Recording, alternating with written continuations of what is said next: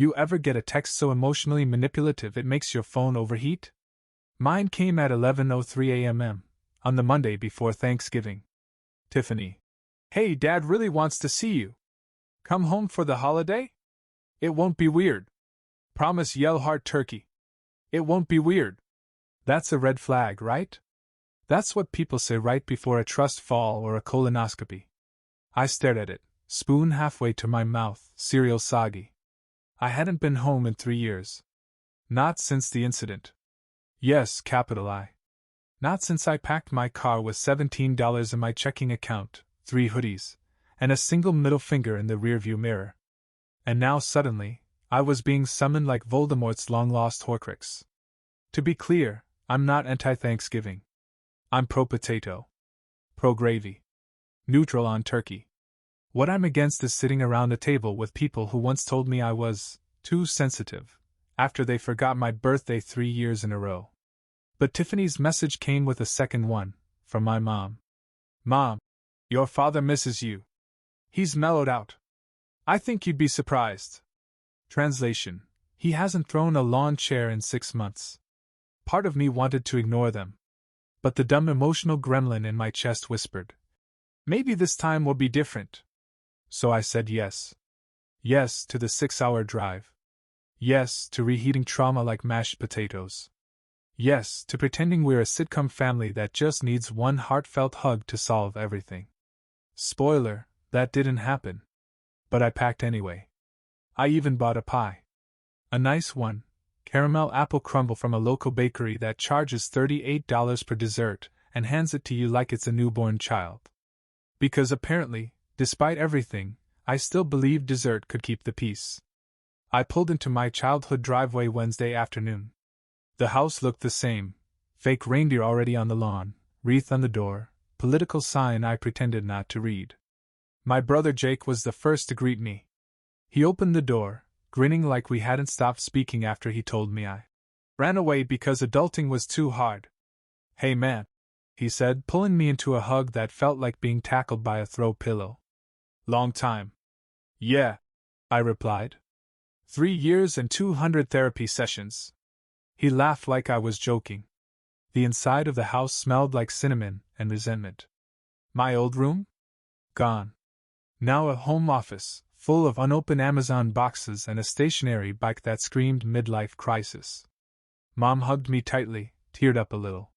You look good, she said. Not so thin anymore. Thanks, I replied. That's what happens when you stop crying through dinner. We all laughed, awkwardly. Even Dad gave me a grunt from the kitchen. He was basting the turkey, aggressively. The kind of basting that suggested unresolved anger and deep-seated disappointment. Good to see you, son, he said, not looking up. It was fine. Until it wasn't. But we'll get there. For now, I unpacked my bag, set the pie gently in the fridge, and told myself, one day. I can survive one day. I was wrong. You'd think leaving your childhood home would come with a bang. Doors slamming, tires screeching, someone shouting, "You'll regret this," while dramatic music plays. Mine? Less dramatic, more humiliating. I was 19, 3 months into a community college program I didn't want and still living at home, because rent was the kind of luxury you earned with trust funds or reality TV deals. I had a job, too, actually. Weekends at a bookstore, weekday evenings delivering sandwiches. I wasn't thriving, but I was trying. And then, one night, everything cracked over potato salad. Jake, my older brother by 2 years and 15 pounds of gym ego, had borrowed my debit card. Again. This time to buy concert tickets. For a girl he broke up with 2 days later. When I confronted him, he shrugged. Said, "You weren't using that money for anything important." Dad laughed. Said, "Boys figure things out." Then he turned to me, eyes full of disdain and Marlboro wisdom. "Maybe if you weren't always so uptight, people wouldn't treat you like a target." That was the moment. Not the theft. Not even the insult. It was the realization that my pain was an inconvenience. That in this house, being hurt just meant you were too soft. I packed the next morning. Quietly. No slam, No sobbing. Just folded shirts, a half-dead laptop, and a suitcase that still smelled like mildew and old hope. Mom stopped me at the door. "You're really doing this?" she asked, arms crossed, like I was choosing crime over breakfast. "I think I have to," I said.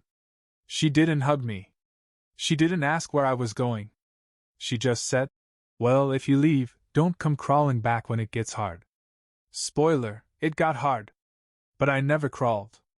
I couch-surfed. I worked more shifts. I learned how to live off ramen, dollar pizza, and spite.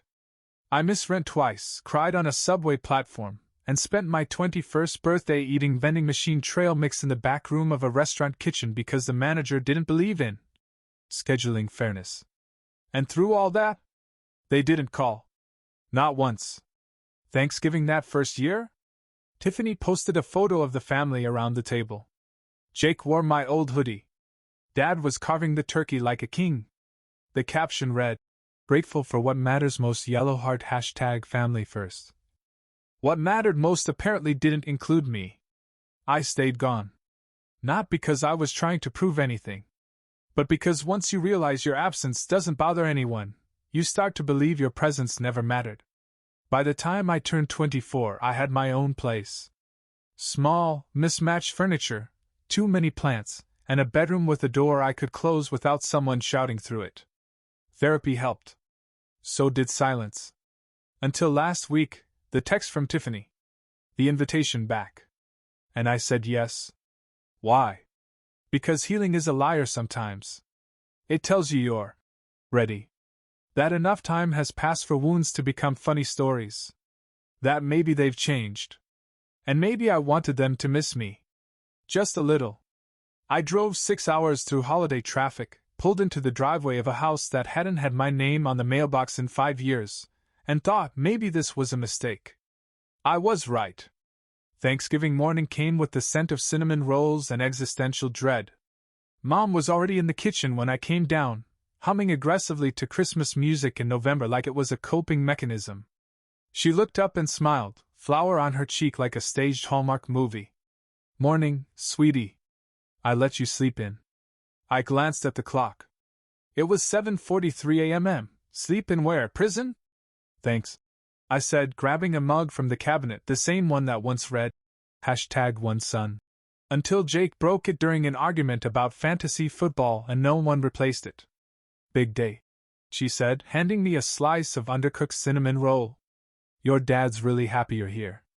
I nodded, chewing silently, wondering if she knew I'd heard her tell him to just be civil this time. Through the paper-thin walls last night. Dad walked in 15 minutes later in a polo shirt tucked aggressively into his jeans and the same cologne he wore the day he told me I was too soft for the real world. His eyes landed on me like I was a glitch in his reality. "Morning," he muttered. I gave him a nod. "Turkey still dead?" He smirked, like I was performing for his amusement. Jake arrived late, still yawning, wearing joggers and no socks like the kitchen was his birthright. He gave me a chin nod and immediately opened the fridge. "You bring any beer?" "Just generational trauma." Tiffany arrived last, arms full of casserole dishes and chaotic energy. She kissed Mom, ignored Jake's grunting, and hugged me like we were college roommates reuniting at an airport. "It's so good to see you," she chirped. "Seriously. You look stable." "Thanks," I said. I upgraded from ramen to frozen tortellini. "Love that for you." The rest of the day blurred. Football played in the background like white noise for dysfunction. Jake yelled at the screen, Dad pretended to know the score, and I offered to help in the kitchen just to avoid small talk. I took one look at the turkey and said, "It looks aggressive." Mom sighed. "Your father insisted on brining it this year." "Brining it in what, gasoline?" Tiffany laughed too hard. Dad didn't laugh at all. By 4 p.m., the dining room was set, mismatched chairs, linen napkins that hadn't seen a washer since Obama's first term, and a suspiciously small gravy boat. I sat at the far end, next to the broken radiator, across from Aunt Rhonda, who immediately launched into a monologue about her Pilates instructor and intermittent fasting. Everyone else acted like this was a reunion of equals, like I hadn't been airbrushed out of family photos for the past 3 years. Mom brought out the turkey with dramatic flair, and Dad stood to carve it like he was officiating a sacrifice. He cleared his throat, tapping his wine glass with the carving fork. "Before we eat," he said, "I just want to say something." I tensed. My fork hovered like a tuning rod for disaster. "We're all here," he said. "Well, almost all of us." He glanced at the empty seat where Uncle Doug used to sit before he moved to Florida to get some distance. "And I'm grateful," he continued. "Grateful for the ones who stayed. The ones who didn't give up on this family. The ones who didn't just walk out when things got tough." Tiffany's fork hit her plate with a small clink. Jake looked at his lap like there was something fascinating about gravy. Mom shifted in her seat, her smile now tight enough to cut glass. I felt my stomach drop, but I didn't flinch. Dad lifted his glass, looked around the table, right past me, and said, "To my real kids. The ones who never left us behind." Silence. I didn't throw my fork. I didn't yell. I just stood up, picked up my napkin, folded it, placed it on my plate. Then I walked out of the dining room, grabbed my coat from the hall, and opened the front door. "Where are you going?" Mom called, her voice cracking. "Home," I said. "Dinner's not even started." "Exactly." And then I left. No one followed me. Not even Tiffany. I got into my car, reversed out of that cracked driveway with the rust-stained basketball hoop and the broken porch light, and drove 6 hours back to the only home that ever made me feel safe, the one I'd built myself.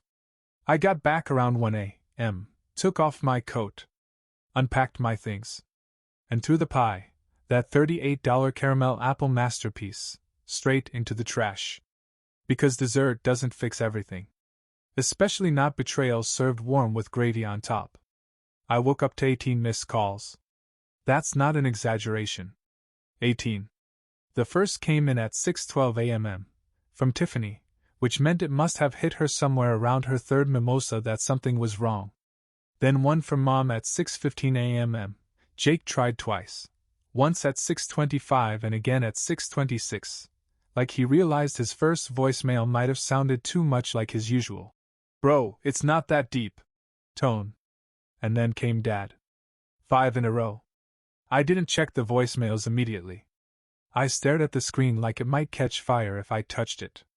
My apartment was still dark, blinds closed, silence thick. The kind of morning that normally starts with coffee and existential dread, not ding-ding-ding from the ghosts of emotional manipulation past. Finally, I opened the text from Mom. Just one line. "He didn't mean it." No punctuation. No. "Good morning." No. "I'm sorry." Just that. He didn't mean it. You'd think I'd laugh. Instead, I sat on the edge of my bed and stared at that sentence like it was a riddle. Like maybe if I turned it over enough times in my head, it would stop being so profoundly stupid. He didn't mean it. Sure. Like he didn't mean it when he said I was always looking for a reason to be offended. Like he didn't mean it when he told me therapy makes people soft. Like he didn't mean it when he told a 19-year-old with a backpack full of debt and panic that if you leave, don't come back. But let's say, for fun, that he didn't mean it. Why say it at all? I finally played one of the voicemails. Tiffany's. "Hey, okay, so, last night. Yikes. I'm really sorry, I honestly thought this year would be chill. I didn't know he was gonna get all, emotionally constipated. Just call me? Please? Beep." Then Jake. "Bro, it was a joke. You know how Dad is. You shouldn't have left. You made it a bigger thing than it needed to be. Can you just not ghost the family again?" Beep. Then Dad. His voice was low, gruff, unapologetic. "I raised you better than that. Walking out on family over one comment? Grow up." Beep. Second voicemail from him. "You think the world's going to cater to your feelings? This is why we were worried about you. You twist everything into a crisis." Beep. By voicemail 3, he was full-on offended. "You embarrass your mother. You embarrass me. You think you're above us now? Just because you pay your own bills and live in some shoebox in the city? Beep. Message 4? You should be grateful we even invited you back. That's more than you deserved after what you pulled when you left. Beep. That one did it. I put my phone down, got up, and made coffee. Not the instant kind I lived on during my early couch surfing days. The good kind. French press, oat milk, cinnamon sprinkle. Petty luxury coffee. The kind that says, I'm not rich but I'm healing. Then I opened my laptop, checked my calendar, and blocked off the next 3 days under a label I'd never used before.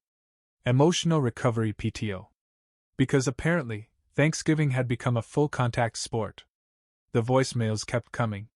Even Aunt Rhonda chimed in with a text. We've always loved you. Don't punish your parents for being imperfect. Punish? Is that what we call it now? Setting boundaries?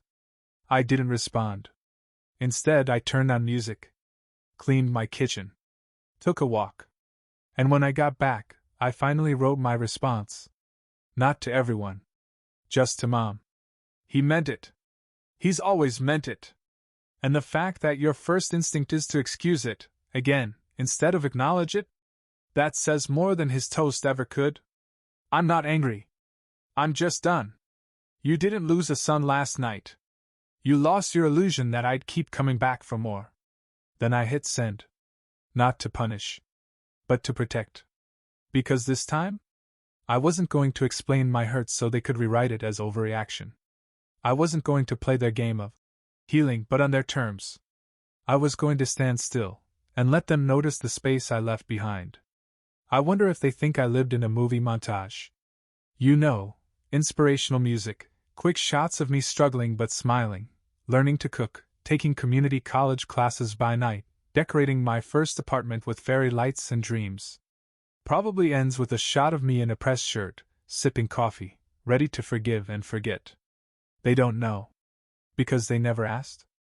They don't know that my first apartment was a basement room with water stains on the ceiling and a radiator that hissed like a snake with asthma.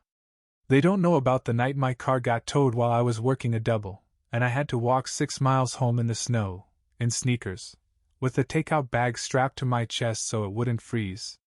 They don't know that I once skipped dinner for 3 days so I could afford a textbook for a class I eventually had to drop because I kept falling asleep during lectures. They don't know about the panic attacks in bathroom stalls. Or the job where my manager made fun of my city anxiety. Or the month I had to choose between electricity and my phone bill. They weren't there for the wins either. The little ones. Like the first time I bought a real mattress. Not off Craigslist. New. The smell of it. The way it didn't creak when I sat down. The night I slept on it I cried. Not because I was sad, but because my back wasn't on the floor for once. Or the first time I got approved for a credit card. Or when I could finally afford to tip 20% and not do the math 4 times first. Or when a coworker casually said, "You've got good instincts." And I had to excuse myself so I wouldn't cry in front of the printer.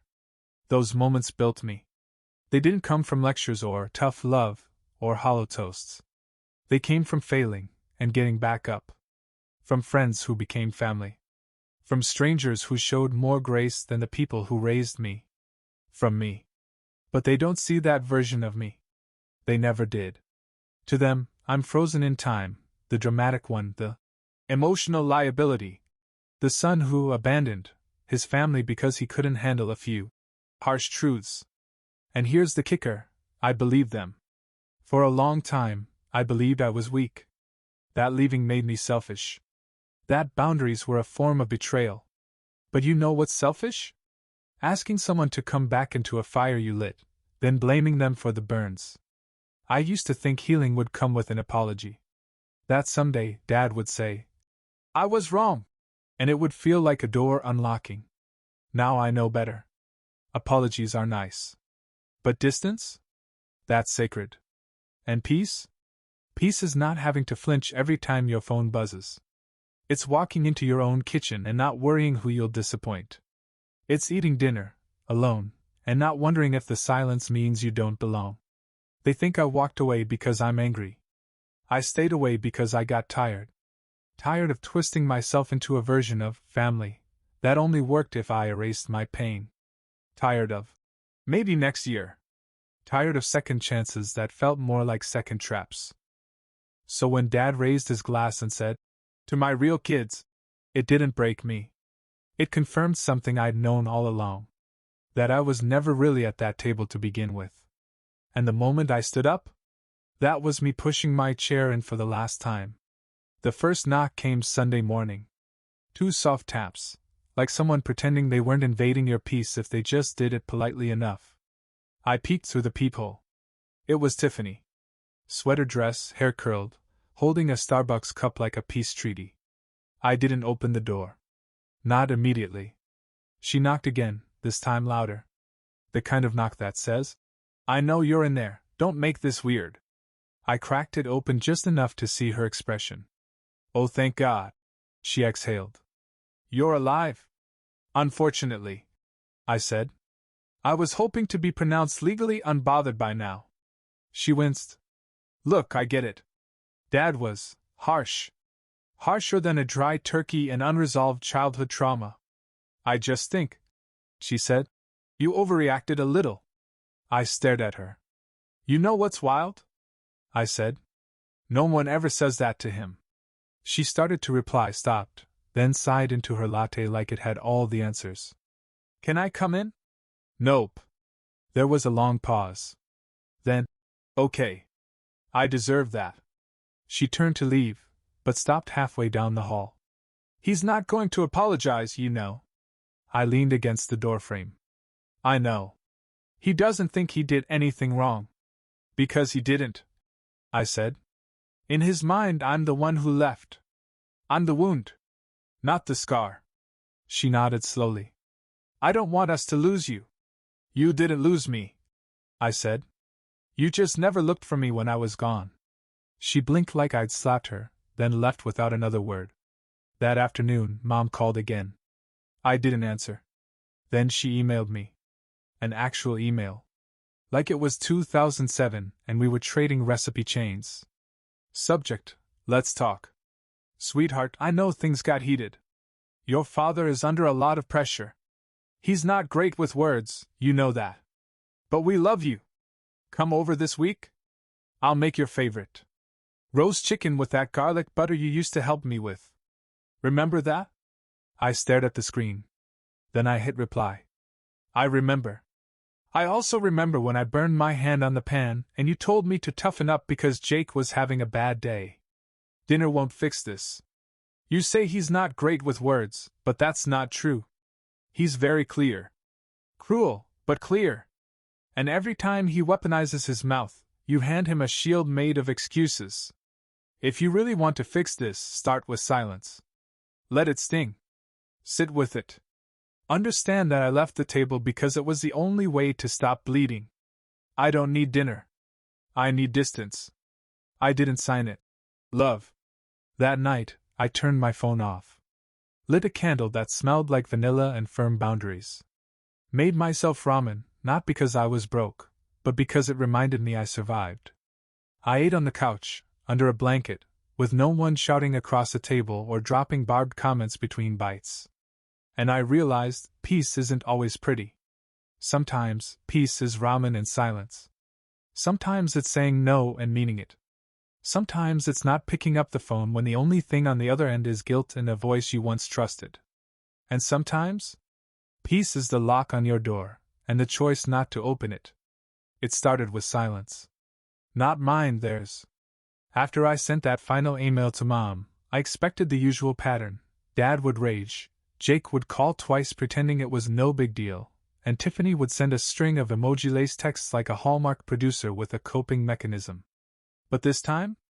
Nothing. 3 days passed. Then 4. No calls. No texts. No sad selfies or passive-aggressive Instagram quotes about growth and forgiveness. Just digital silence. Like they'd all collectively agreed I didn't exist. At first, it felt like peace. But then I realized it wasn't surrender.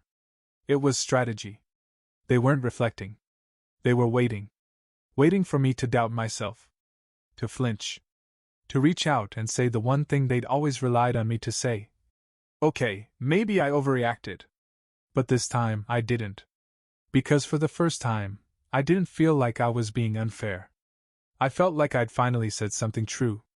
And the more they stayed silent, the more I realized what they were really mourning, not the loss of me, but the loss of access to me. They didn't miss me. They missed the version of me that took care of everything, made jokes to soften the tension, helped clean the kitchen after dinner even when I was the one getting roasted at the table. They missed the one who'd drop everything to help Jake move a couch or co-sign on Tiffany's business loan. That was actually just a $2,000 lash extension bender. They missed their doormat, not their son. So when the letter arrived that Saturday morning, handwritten address, thick cream paper, the kind that screams I'm emotionally repressed but expensive, I already knew who it was from. Dad. Inside, one typed page. No greeting. No. Dear son. Just straight into it. I'm not sure what you expect from me. I invited you back. I let the past go. You made a scene. Your mother was embarrassed. You upset your sister. That toast wasn't about you. It was about family.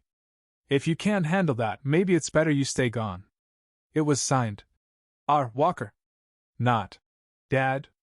Not even Richard. Just initials. As if he was closing a business email, not severing blood ties.